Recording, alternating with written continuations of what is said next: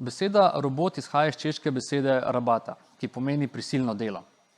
Prvič jo je uporabil Karel Čapek pred več kot 100 leti v svoji drami Rosumovi univerzalni roboti. Dobrih 40 let pozneje pa je v industrijo prišel prvi industrijski robot Unimate v podjetju General Motors, kjer so ga uporabljali za prelaganje aluminijastih ulitkov. Industrijska robotika pokriva področje avtomatizacije proizvodnih procesov. Robote najdemo v različnih aplikacijah, kot je varjenje, barvanje, brušenje, strega strojev, paletizacija, sestavljanje in podobno. Dobre lastnosti robotov, kot so visoka ponovljivost, visoke hitrosti, visoka nosilnost, omogočajo, da človeka razbremenijo ponovljivih in navadnih nalog.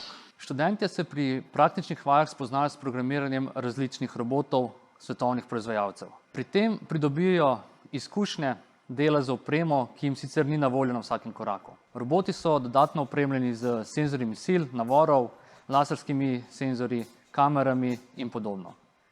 Na ta način omogočimo študentom izdelave bolj kompleksnih aplikacij, kot je na primer varjenje z 2 robotoma ali pa pobiranje in vijačenje zamaškov na podlagi robotskega vida.